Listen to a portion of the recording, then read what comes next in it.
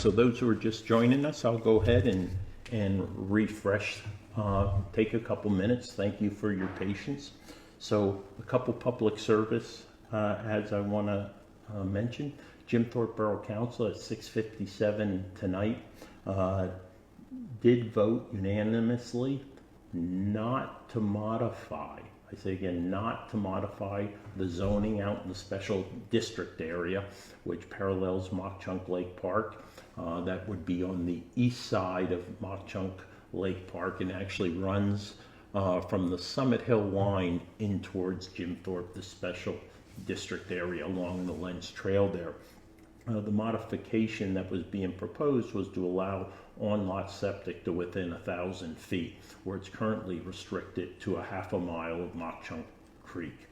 So fortunately, that will help hold back any development that would be utilizing on-lot septic along Machunk Lake Park in the borough of Jim Thorpe and now Machunk Creek. Important to this also is this morning the Carbon County Commissioners, not knowing what direction the borough would go, did finalize an agreement with Ed Canick to buy about 47 acres of his property that was being planned for development to include on-lot septic if a zoning change took place.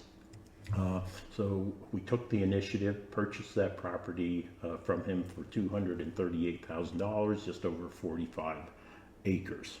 So again, it's about protecting the watershed, right? The water that is a supply point for the borough of Jim Thorpe, protect the Class A fishery we have out there and the wonderful recreational area we have. So kudos to the borough of Jim Thorpe, their council for not making those changes, and of course to Carbon County for purchasing that property that will preclude development in the borough of Jim Thorpe parallel to Machunk Lake Park. I want to make a note that the county offices tomorrow in the administration building will be closed all day so that we can do further water mitigation, because 2 nights ago we had the issue where a broken water line went from the 3rd floor. That water went all the way down to the 1st floor. So in order to ensure the workers have free access and to protect the health of the employees while they're doing further mitigation, such as maybe cutting into drywall and doing all their testing, continued drying and things of dehumidifying, things of that nature, the building will be closed for county business. So recorder of deeds, tax assessment, tax claim, GIS, human relations, the treasurer's office, the controller's office, which includes fiscal data. The commissioner's office will be skeleton manning. I expect it'll probably be the chief clerk and the 3 commissioners there tomorrow. So not a lot of activity at all in the annex building. So again, if you have something that has to be done in any of the offices I mentioned, you expect to have to get it done next week, and we apologize for the inconvenience, if any, that it might cause. I also want to mention there'll be parking restrictions up in the upper lot that's behind the administration or annex building for those who might come in for a meeting with the commissioners and such. We had to really reduce the number of accessible slots, meaning extra slots for visitors who are coming into the commissioner's office or some of the contractors that would come in due to getting ready to commence HVAC and roof replacement project on the administration building. They'll probably run through June also. So appreciate your patience as we work through that. All right, so let's go ahead and jump into Carbon Matters. We have all the technical issues, I think, resolved for now. As I was saying when we first started, I'm using an open broadcast system here to kind of help me with some of the technology side of this. So appreciate your patience. Feel free to comment into the comments or you can always give me a call or email me. The numbers posted, 570-503-6780 is my cell phone. Or you can call the office at 325-3611, clukasevich@carboncounty.net. So let's go ahead, let's get started and start dealing into those carbon matters, the goings on, and then we'll talk about the primary race coming up in May. All right, so we always like to kind of start on the light side, and I am going to do that. Even last year, I was really optimistic and hopeful that the Lansford pool would finally be open. I saw a recent article in the Times News saying that there is a position that the actual study that took place was flawed, and therefore we're going to see another significant delay, I expect, in any renovation and future opening of the Lansford pool. You know, as far as I'm concerned, we can't have enough public pools in Carbon County. I wish every borough had one, every municipality had one that was able to maintain it. Obviously, one of the big challenges that we'll always have, or at least recently, are lifeguards, be it Lehighton, Palmerton, up in Weatherly, Machunk Lake Park. It's getting tougher and tougher every year to retain lifeguards and to retain them through the entirety of the season.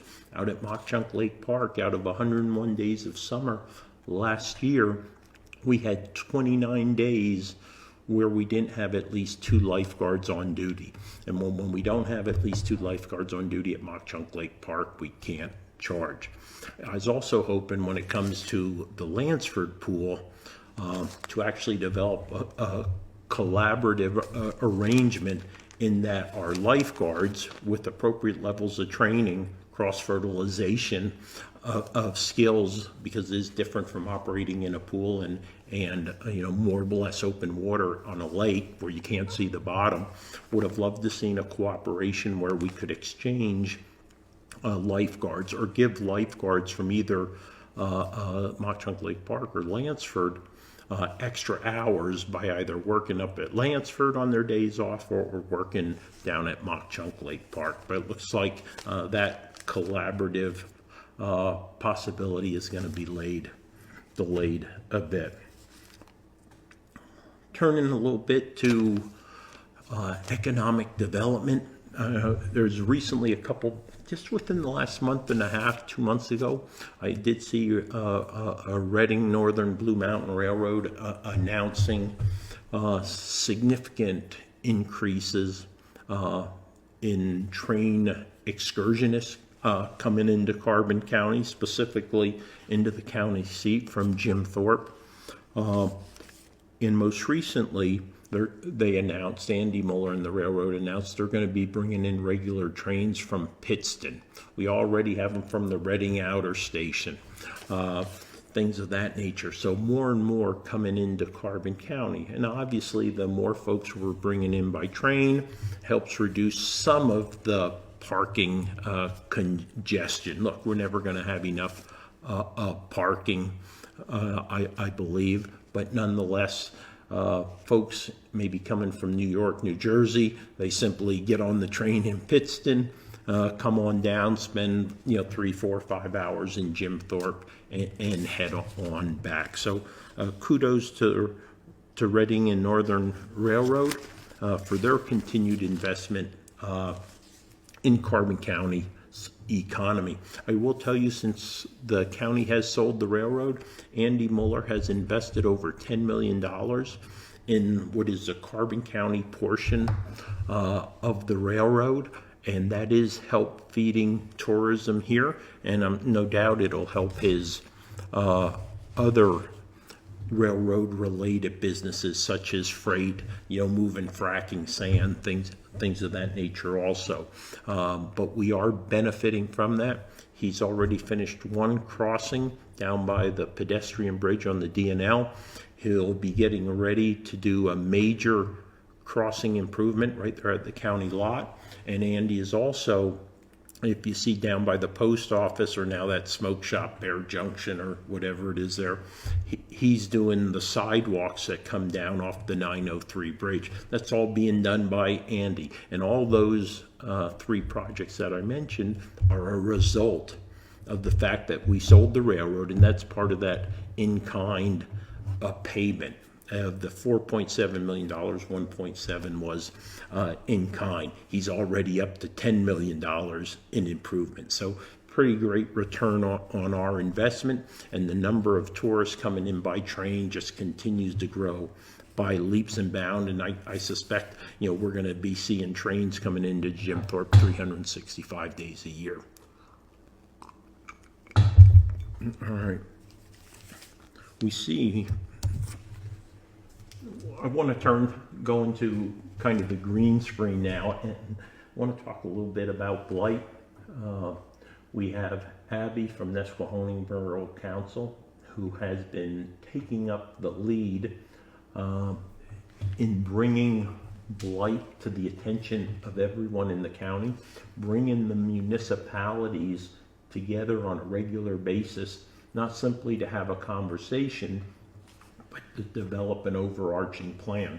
Nesquehoning themselves do have a blight plan in place. Abby is bringing together in regular meetings the stakeholders who have a reason, which is all of us really, to fight blight, mitigate blight, demolish those homes that are blight, and then also significant is help those who maybe necessarily, like senior citizens who can't necessarily afford the investments are necessary to upkeep their homes before they deteriorate to the point of needing demolition. Taking this holistic approach to blight mitigation, right? It's about preventing it. Now, obviously, we have homes in Lansford, Nesquehoning, Jim Thorpe, and unfortunately half of doubles that have to be demolished, but we will be able in some instances to save the other halves that at times are already habitable. So I want to send out my kudos to Abby and those communities. I've seen Palmerton, Lansford, Nesquehoning, Summit Hill, Jim Thorpe, at least those 5 I've seen. They met with the Council of Governments. They were present at a commissioners meeting asking us to enact a $15 fee on any recorded deeds to go towards blight mitigation. Also, the whole home repair program, the county has about $1.05 million, just over $1 million of a grant we were provided. Myself and the planning director had a discussion this afternoon. Our application, and really it's our project scope, is complete. We have a couple little tweaks we have to make, but the grant's already been approved. We're just refining our scope a little bit, with the exception of about $25,000 that will be focused on incumbent training and CCTI, some small investments in CCTI programs, Carbon County Technical Institute. Incumbent training is a workforce development program that provides money so that trades such as HVAC, plumbing, electrical, construction, stud construction, things of that nature, they could go and do retraining or advanced training. And this is all focused on increasing home habitability, right? We're going to make an investment in that. But other than that, $25,000 and 4% administration fee that will be used by the county to pay staff who work on these projects, you're going to see about $1 million going into projects throughout the county. And we're going to focus the majority of those funds on really preventing the deterioration of homes in Carbon County. We don't want to get them to the point of having to demolish them. And those will be grants to individuals, but what we're going to insist upon are really they funnel through the municipalities who have a blight plan, so we can assure as best as we can that we are addressing the most pressing blight or potential blight issues in each municipality. So again, kudos to Abby. We are working on that blight mitigation. Speaking of Nesquehoning, and I did mention that a second ago, with Abby and Borough Council up there, who has a solid blight plan, they're hiring their 5th police officer. And the reason I'm mentioning this is for the fact is I was talking to a gentleman from Nesquehoning about manning. They realize that they cannot run a police department with anything less than 5 officers. And it's pretty obvious, I think, to most when you think about it. It's because of the shift work, right? You're probably running 2 or 3 shifts a day. You have people who have to be on vacation. You have people who are going to be sick. So they realized that 4 police officers was not sufficient manning to cover 24/7 operations. So I want to give my congrats to Nesquehoning to recognizing the issue, coming up with a plan to resolve that issue, and investing the resources to help ensure a safer community in Nesquehoning. And kudos to the chief, also a relatively new chief up there, Michael Weaver. Congratulations for his continued growth of his department and putting the safety, health, and welfare of the citizens first and foremost on his agenda. Let's go ahead and talk a little bit about Veterans Matters. I want to thank Jennifer from the PA Department of Veterans Affairs, and then Christine Leclerc today. Christine Leclerc, who's our Director of Veterans Affairs, for all the work they've been doing to take a holistic approach to supporting veterans and their families here in Carbon County. There was a recent article on Carbon Veterans Outreach is growing, and there have been a significant number of engagements that have taken place in 2022 with the multitude of programs such as the Vietnam Veterans Coffee that has been started, the Veterans Dinner on Veterans Day, and a significant number of recurring events throughout the year. Together with veterans and our VA director has been able to engage with in excess of 1,200 veterans this past year. And put this in perspective, there's about 5,040 veterans in Carbon County. So this is pretty significant that about a fifth, if not more, of the veterans in Carbon County are having engagements, so they're more aware of the entitlements that they have earned, the services that are available to them and potentially their family members, spouses, as a result of their service to this nation. But I bring up Jennifer and Christine because today they had the opportunity to present to a nationwide committee, National Associations of Counties, Veterans and Military Services Committee, where they talked about Together with Veterans, which is really a program that focuses on veterans and mental health. And that ties into the Northeast Hub that was created in collaboration with St. Luke's down at the old Granada Hutton Hospital, where there's walk-in services provided. And right now, if I recall correctly, Christine is down there herself and really works out of there one day a week, helping connect veterans to services that they need. So kudos to all those, Angelo, Bonnie, Christine, our CVSOs, County Veteran Service Officers, and then Jennifer Stittler, from PA, DMVA, who has been working in Carbon County to bring services to our veterans population. If you're joining me a little bit late, I did just get done mentioning that at 6:57, the Jim Thorpe Borough Council voted not to change their zoning in the special district, which parallels Machunk Lake Park, which included one large parcel, about 45 acres, owned by Ed and Regina Canican, which was under consideration for development.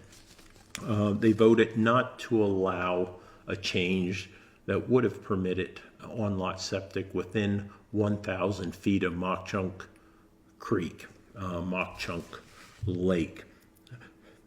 Obviously, a lot of residents have been out there voicing their concerns with any potential change because, one, it would put at risk on-lot septic systems, would put at risk a water source for the west side of Jim Thorpe.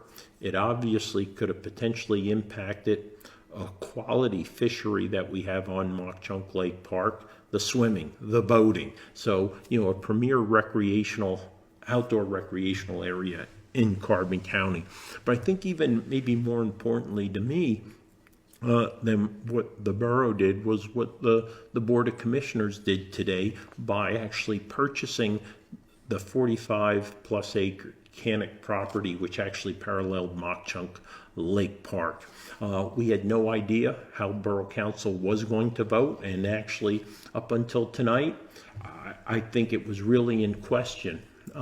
If it would not have been for the sale and maybe some of the public pressure, I think unfortunately that they would have let this go through. But thankfully, wiser heads and judgment prevailed. But Jim Thorpe did buy, Board of Commissioners did buy the Canic property today, so I feel very good knowing that we took positive action, didn't wait for the borough to act or not act. We were going to preserve that crown jewel of outdoor recreation that the county owns, Machunk Lake Park. And speaking of Machunk Lake Park, the summer season really is just a couple months away, Memorial Day weekend. 2 months and a couple weeks here. We are hiring lifeguards and seasonal maintenance staff. Let's make a special mention for the lifeguards. We've had significant increases in salary. We established a lifeguard supervisor, something that for years and years we have not had. They used to have it in name, but not formally established position, right? They'd bring someone in and say, you're the lifeguard supervisor. Well, I actually developed a duty description, job description for a lifeguard supervisor. So it's someone who's not simply going to manage the schedule of the lifeguards, but he or she will be responsible for the training, the continuing education, run exercises for the lifeguards during the season. Because what I had seen happening was you got your lifeguards come in Memorial Day weekend and they just continue to do their lifeguarding duties, but I've never seen anything for them to sustain their skill set other than observation, right? And keeping their eye on activities in the water. So I've never seen any continuing training, any attempt to take them to the next level of lifeguarding and the important job they have. So it is the vision of this lifeguard supervisor to take on a much greater role of responsibility, not simply of supervision, managing human resources, but enhancing the training and the capability of these lifeguards.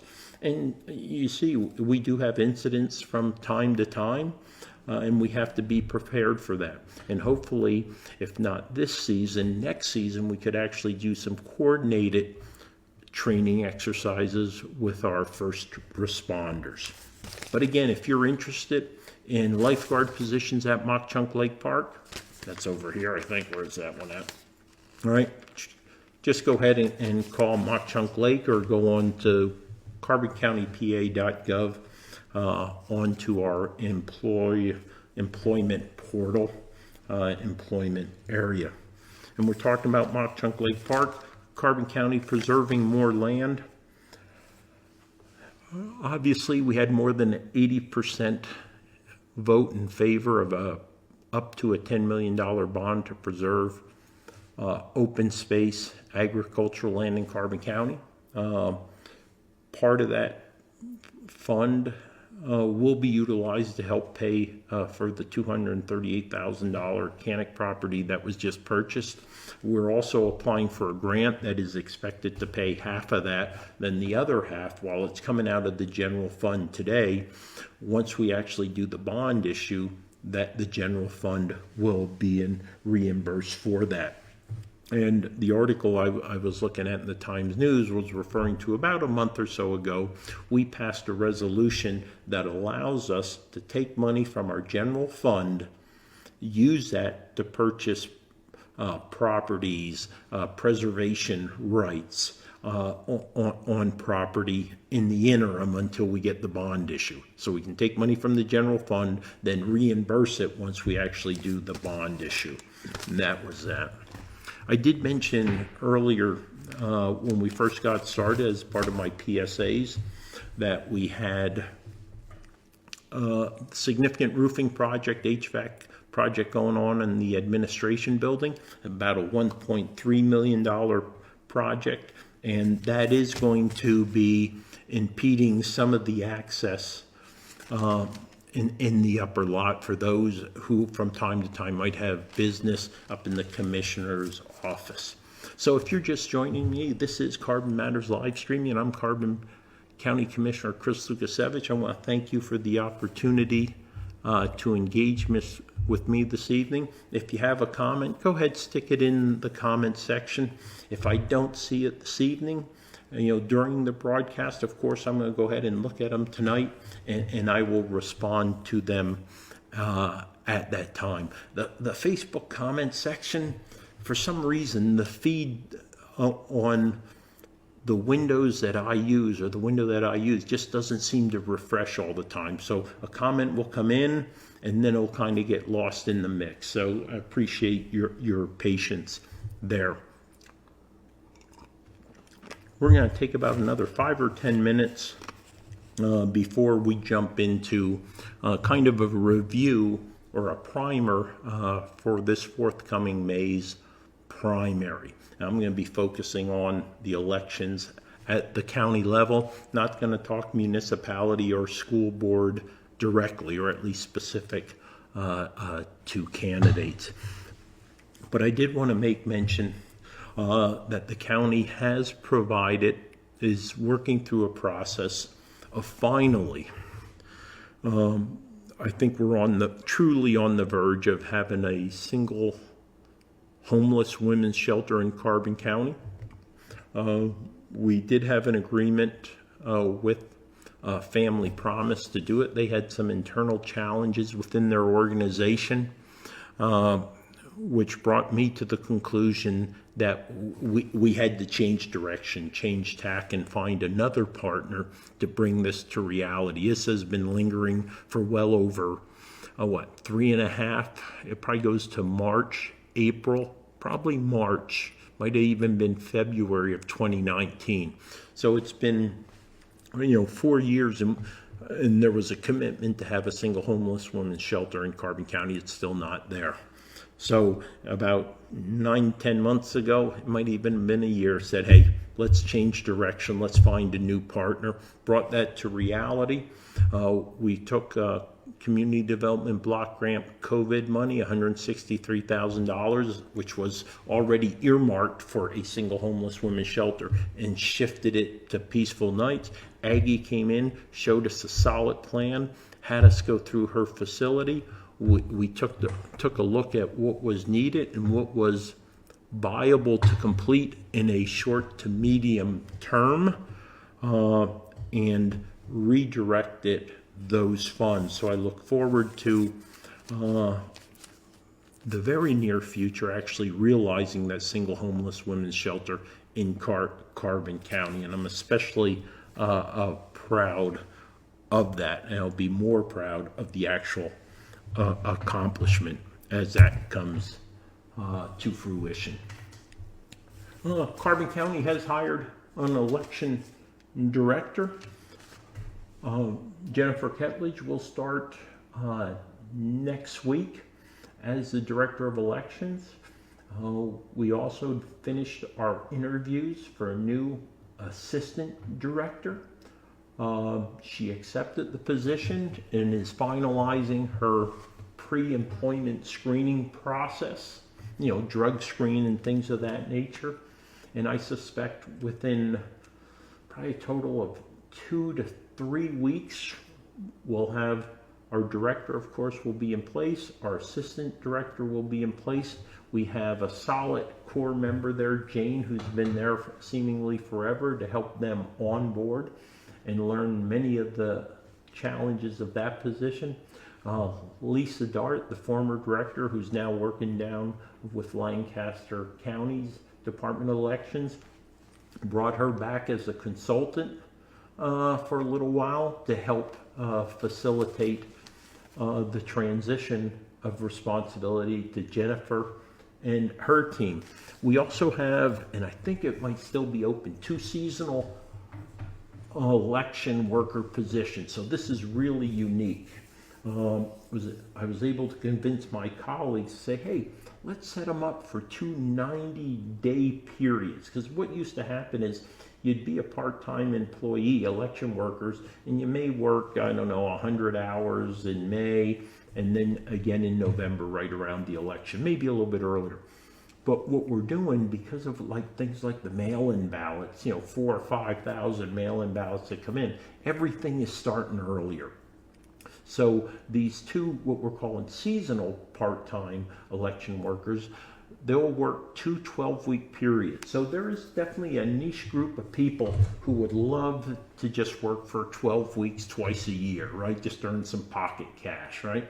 So it would be from March 1st through 31 May would be that 1 12-week season. And then the second season would be from 1 September through 30 November. So you'd be working a total of 24 weeks a year, but you'd be able to do basically full-time hours. Now, this is part-time positions. You can't exceed X number of hours. I think it's 1,080 hours, more or less, right? So it's kind of 50% of what, a 40-hour a week would be equivalent to. But those positions are still available. So I would ask if you're interested in a part-time position, seasonal, March, April, May, September, October, November. There's a perfect opportunity to get, 35 plus hours a week in for those periods. All right. So we're filling up our election office, and again, I have all faith and confidence in the new team coming in, and Jane down there, and with Lisa's help, we'll be good to go here in Carbon County for the election coming up.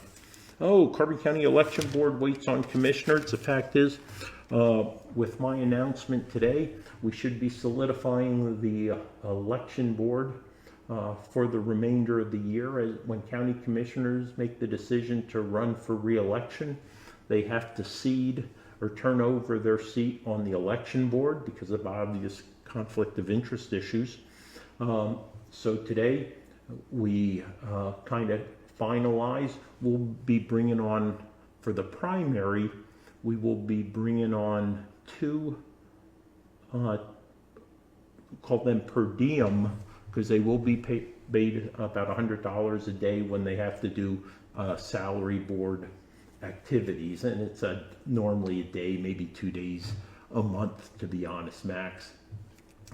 So Rocky and Wayne, each of those name an individual to take their position. It goes to the judge appoints them, and we should be looking at a new salary board establishing here probably in the next 2 weeks or so.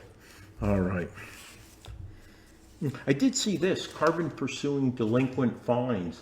And that's really, the sheriff's office is now doing what the clerk of courts led the way in Carbon County, hiring a third party to come and collect fines after the county has exhausted all other options, after we've done it, after state authorities have gone after them.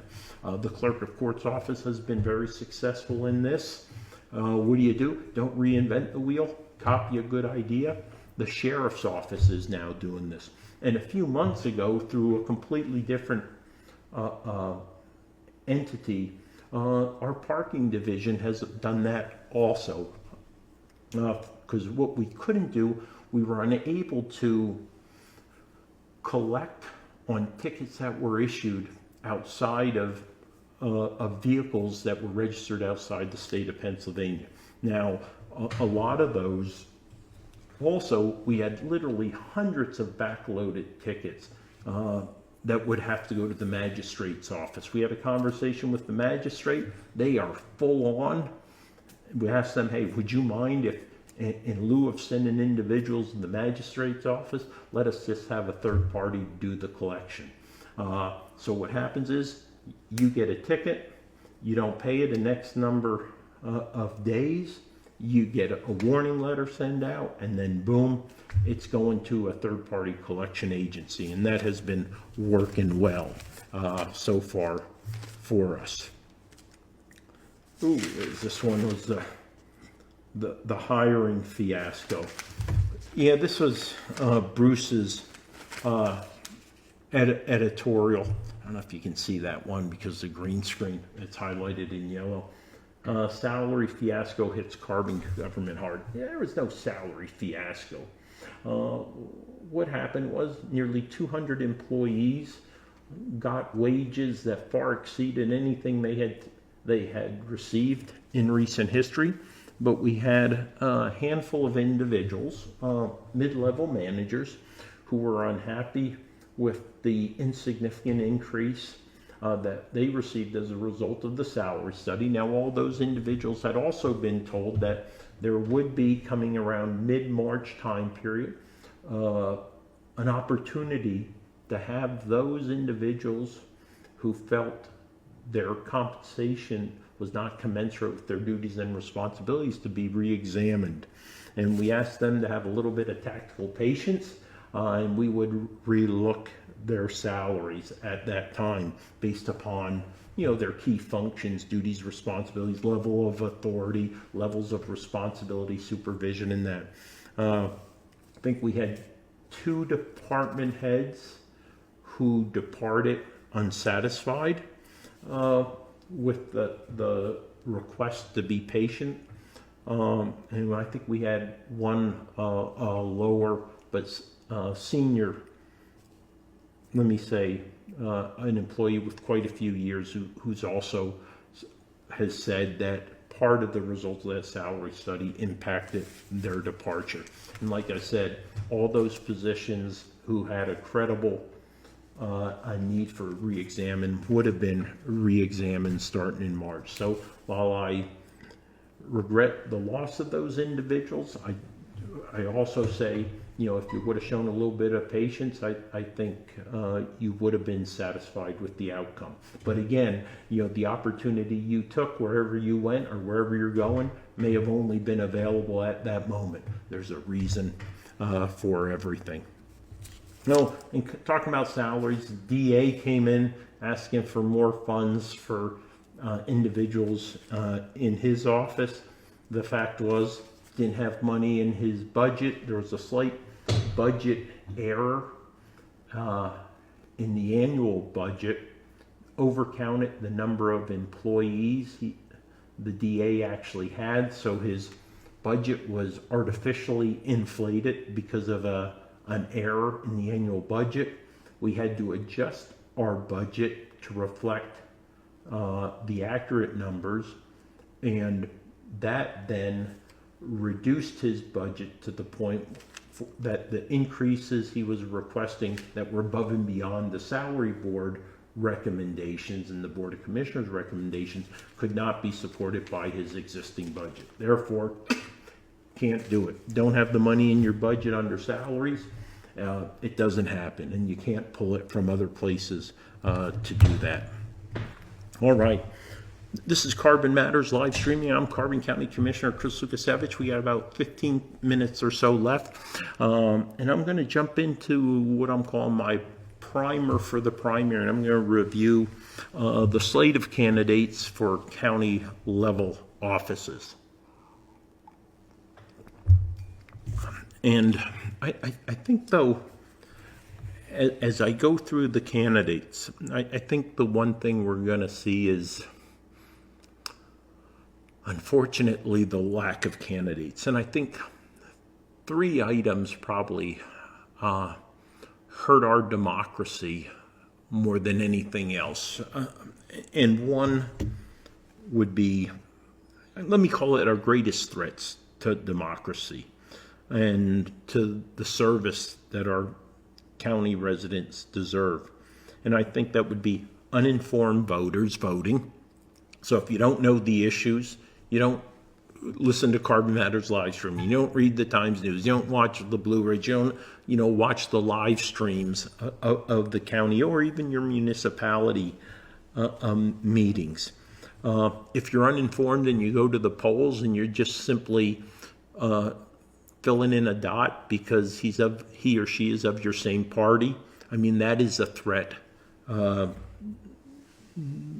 to democracy. I also think a lack of competition when it comes to candidates. When candidates, or existing elected officials aren't challenged on a regular basis, and that is in their election year, right? That's kind of the tool that is used as part of the check and balance, right? You're not doing a good job, hopefully you will get voted out. You're doing a good job, and there's not a better candidate out there, you will be retained in your position. And we're going to talk about the lack of candidates. And I think the unfortunate reality here in Carbon County, we're seeing less and less candidates coming out. And then number 3 are career politicians. I'll tell you what, for commissioners or row officers, 2 terms, you're done. You need to go. Time to get new blood, new ideas. If you want to be a technocrat, go to a home rule county, right? And you can spend 40 years in a position as a prothonotary, a recorder of deeds, whatever it is. But more than 8 years, I think you should really be moving on. And again, I'm talking at county level because we have 4-year terms. And it is public service, and I don't think the Founding Fathers ever expect us to have career politicians. And again, that ties back into if there aren't candidates running against existing elected officials, they're more likely to continue to hang out. So the big 3 threats: uninformed voters voting, lack of competition when it comes to elections, too few candidates, and then finally, career politicians. So let's go ahead and look at it. I have this fancy dancy chart I made up. I thought it was going to be all filled, but it's not. I'm going to start with the coroner, running unopposed. Bob Miller actually does a really good job. I like Bob a lot. I have no complaints or issues with the coroner. Too many calls, unfortunately. Too many of those calls could be suicide or drug related. But Bob is running unopposed. Bob is a Democrat. The district attorney, Mike Greek. I think he's doing a solid job as a DA. Unfortunately, I don't like the fact that he disparages a 34-year military veteran. Obviously, he does it in private. He doesn't do it, face to face. I don't think he has the guts to do that. But again, that talks to the character of an individual when you'll talk behind someone's back about his military career, but don't have the guts to say it to his face. But again, I think he's doing a good job as DA. I would never have a beer with him. Again, unfortunate he's being unopposed because everyone should be challenged every re-election or every election. All right. So let's go ahead and jump to another unopposed. Donna Gentile, I think doing a solid job as a recorder of deeds. She's unopposed. She's running as a Republican. I will mention this. This is my assessment of recorder of deeds. If you don't want to have to deal with the courts, you don't want to be subservient to the courts, and you don't want to be subservient totally to the Board of Commissioners because of what's referred to as your hire, fire, manage your office rights, 1620 rights, the recorder of deeds is the position for you. All right, because you don't work for the commissioners, and you don't work for the judge, so you really can run your office with a lot of independence, far more than any other office in county government, right? So if someone's thinking of running for that position in the future, love to talk to you about it from a perspective of looking at the structure of a county code county versus a home rule county, and why this could be a great position if you like autonomy, because it's about the most autonomous position of an elected officer that there is, and it's a 9-to-5 job, right? The issues start at 8:30, they end at 4:30. You can leave them all at the door, right? So think about that for the next one. But Donna's doing a solid job. She'll be running on the Republican ticket unopposed. But again, that's unfortunate. Even the best of us should be challenged on a regular basis. The Prothonotary office, Kayla, doing a solid job there. Kayla will be running unopposed. I have a few issues with her utilization or non-utilization of automation, her automation fund and stuff like that. But again, I think Kayla's doing a solid job. But again, I don't think any candidate should be running unopposed. And I think it's sad to see that, again, we now have the DA, the coroner, recorder of deeds, and Prothonotary, all Republicans. 3 Republicans and 1 Democrat running unopposed. I think there might be some hesitation by Democrats running because of the significant change over the past, 8 years, when it comes to now the Republicans have a significant majority. So it's extremely difficult for a Democrat to win a seat and to beat a Republican who's now an incumbent. All right. So let's go to the sheriff's race. 3 Republicans. We have Dan Ziegler, who's the current sheriff. Recall that when Sheriff Tony Harvilla retired, he assumed that position. After X number of days, no appointment was made by the governor. The governor just kind of played out the clock, and therefore he, by default, became from the acting sheriff to the sheriff. That's Sheriff Dan Ziegler. Think he's doing a fine job for what I can see. Don't appreciate an individual who tells a sergeant, deputy sheriff, to go down and gives her $20 to go collect copies of petitions of his opposition. I think that's inappropriate use of a county employee, a county car, county funds, taxpayer funds. I observed that. I think it was Wednesday morning. So that is a problem. And again, I'm going to call them like I see them. I'm going to always be transparent and tell you what I see and what I observed. You want more details? Give me a call. I'll talk to you about what I observed and the photos I have of that taking place. Then you have Richard Branch, who's actually a deputy sheriff right now, if I recall correctly. He's been a Carbon County deputy sheriff now for 6 months. Richard has 38 years of service, did study criminal justice, comes out of the Patrol Division and K-9 section of East Brunswick Police Department in New Jersey. Seems to have a solid background in policing. So I would say definitely give a look to Richard as a candidate. Then you have, and Richard's from out in Penn Forest Township. Then you have Dan McLean. He's from Lehighton. Tried to do a little research on Dan. Really couldn't get much. Didn't see an announcement in the Times News. Looked at his social media. Not much there. So I'm going to have to put that on you all to go ahead and check that out. So if you're just joining me, I got about 10 more minutes, running a little bit behind.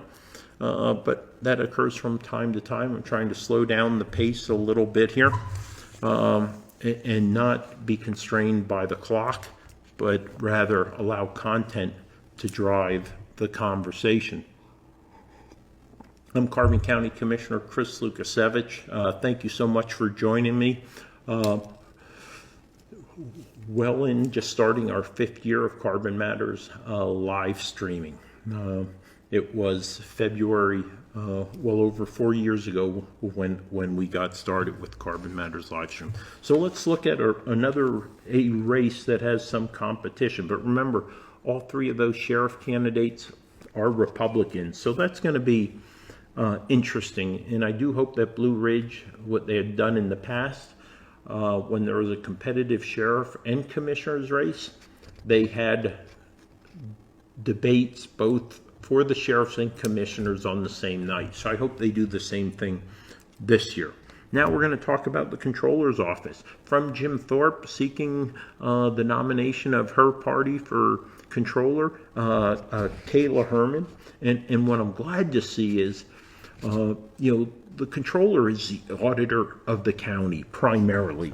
Is also the president or the chair of the retirement board.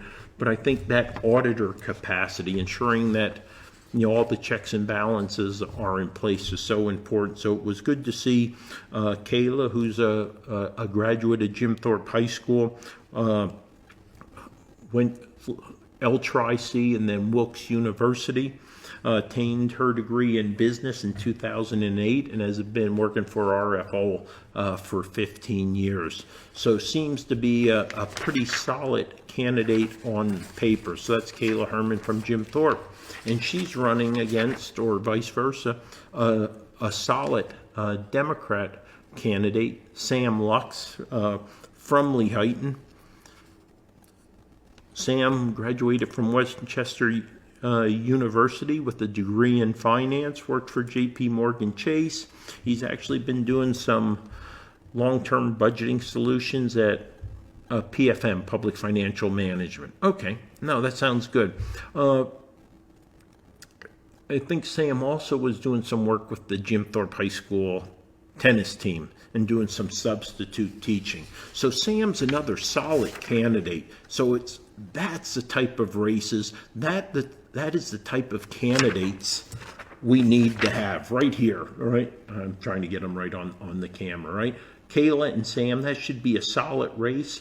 If you're voting on candidates who have the appropriate skills and background for the position, you got them here, right?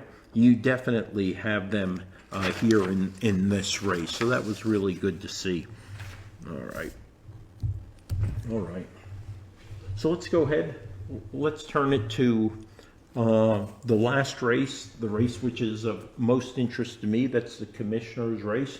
So as of right now, and I say as of right now because 7 March, the petition period finished. There's a short period where those petitions could be challenged, right?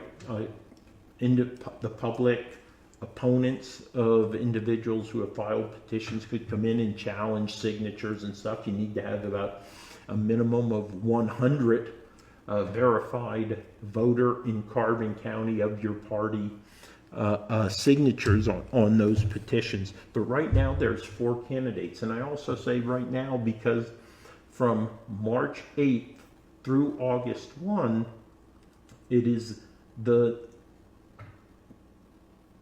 the petition period, and they're really calling their papers, right, for the non-major party candidates, such as independents and all those other, the Green Party, right, libertarians, all those minor party candidates have an opportunity. And in this particular race, this particular year, there's a certain percentage of signatures required based upon the last municipal election. So for example, for the commissioner race, if an individual, not a Democrat or a Republican, would like to get on the ticket for the November general election, right, they would have to have 219 signatures from voters in Carbon County, and they can be of any party: Democrat, Republican, Socialist, Libertarian, Independent Party, or Independence Party. You know, there's a multitude of parties. So again, this is the slate as of today. These candidates are seeking their party's nomination to be on the November ballot. So that's why you only have the major parties who are represented in the primary. Now, you know, some individuals, you know, third-party candidates, quote unquote, tend not to do very well. But I would challenge one's assumption if they're saying a third-party candidate can't win in Carbon County. I believe the right candidate can. All right, but let me tell you what we have so far. So on the Democratic side, we have Rocky Arner, who's the current county commissioner Democrat, and then Jeff Schneider from Palmerton. Jeff, I don't know how long he's been in the county. Nice guy. If you watch any of the commissioners' meeting, you'll see a tall gentleman normally seated on the right side as you're looking at the public seating area. He'll normally be sitting about 3 or 4 rows back. He attends and has been for quite a while been attending many of the commissioners' meetings. So he's definitely put in his time in the seat, at least in the public seating area of commissioners' meeting, to get a sense of what's going on. So he's kind of Rocky's running partner. Seems like a good guy. Electrician, if I recall. I don't know his background in any depth. I haven't seen a public announcement from Jeff. I might have missed that somewhere in the paper. So right now, on the Republican side, what we have is Wayne and Mike Sifranco. Wow, this is hard.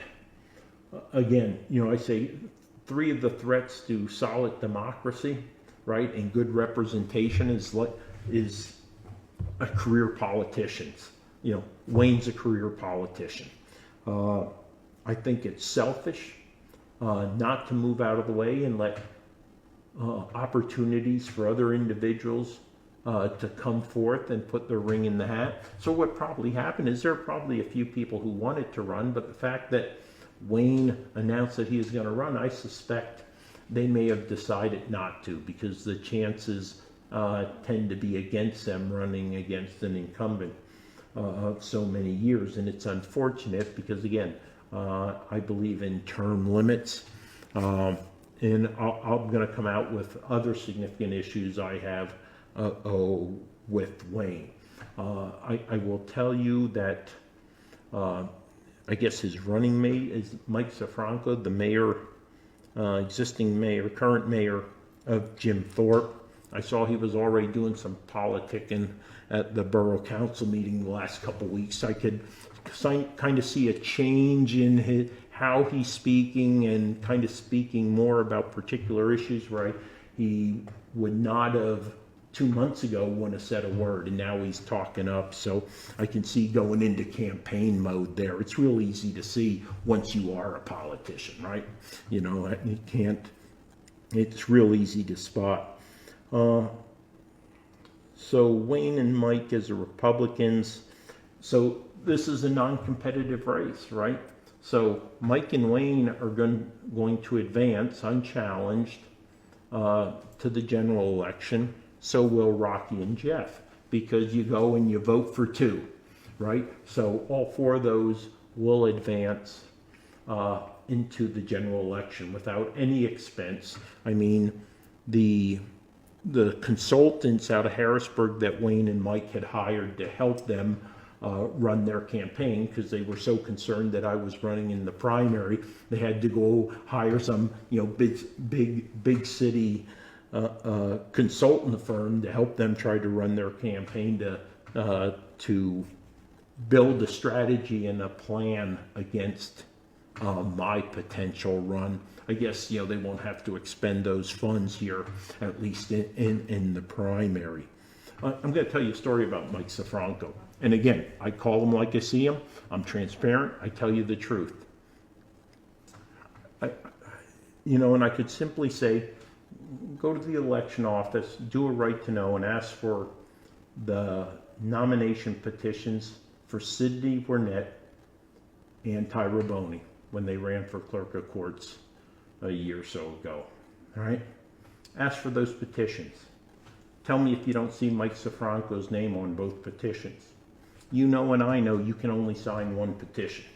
So Mike Sifranco came to my driveway, asked me to sign his ballot or his petition for mayor. I said, sure, no problem. I said, you know what, my wife and daughter will also sign. I said, by the way, would you mind signing Tyra's? No, absolutely not. She's a solid candidate. Boom, boom, boom.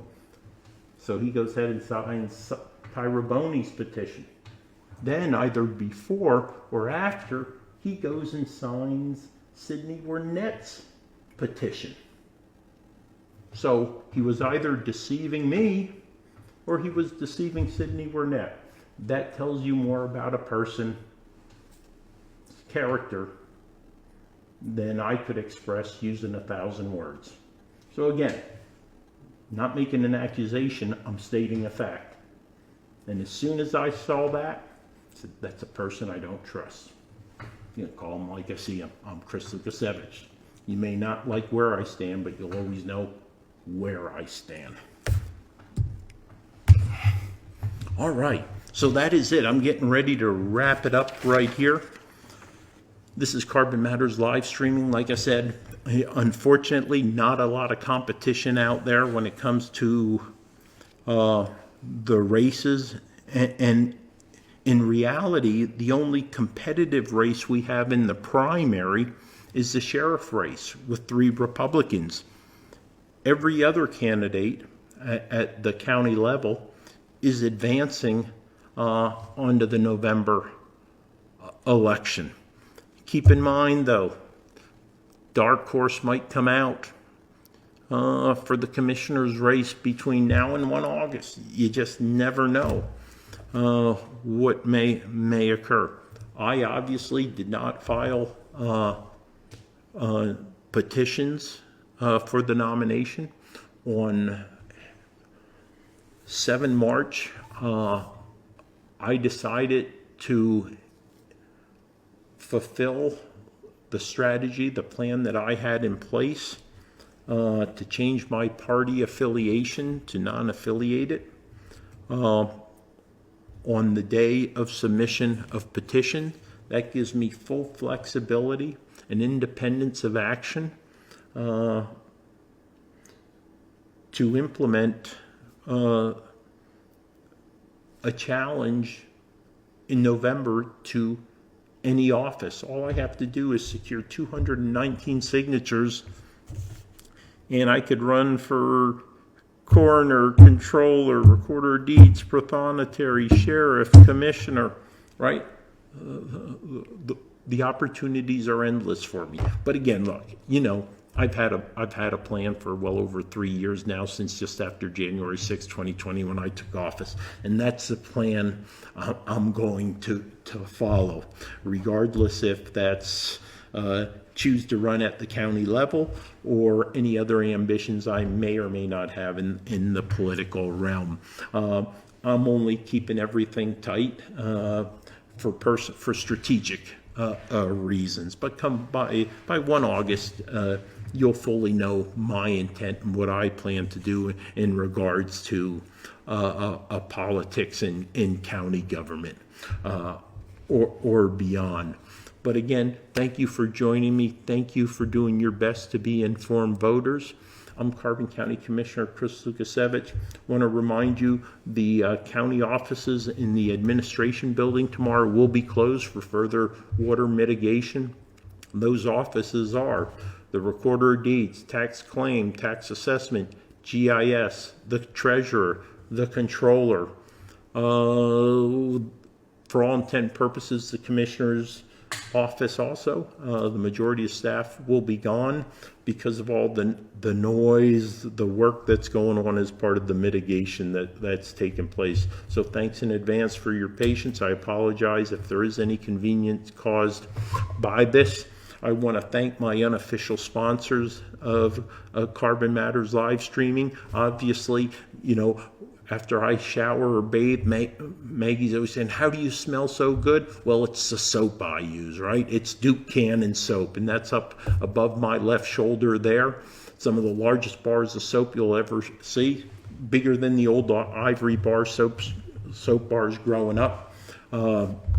Duke Cannon. Of course, the official coffee of C4, Chris Carbon County Commissioner, is Cafe Ruiz out of Panama. Love the Ruiz family. Love their coffee. And finally, while I don't drink energy drinks, if I did drink an energy drink, it of course would be C4.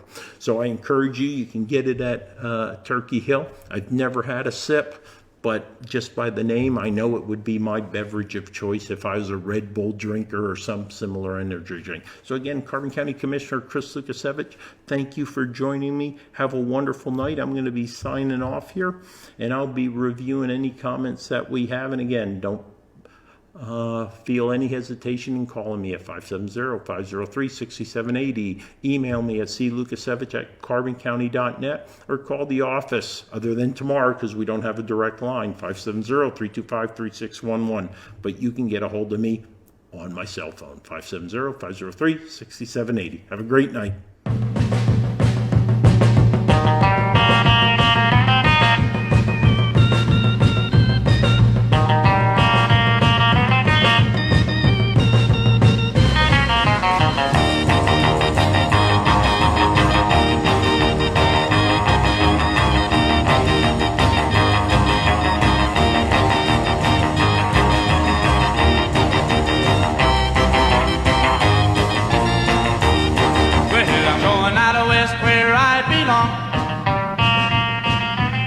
Where the days are short and the nights are long, where they walk and I walk, they twist and I'll twist, they shimmy and I'll shimmy, they fly and I'll fly. Well, they're out there having fun in that one California sun. Well, I'm going out west, out on the coast, where the California girls are really the most, where they walk and I'll walk, they twist and I'll twist, they shimmy and I'll shimmy, they fly and I'll fly. Well, they're out there having fun in that one California sun.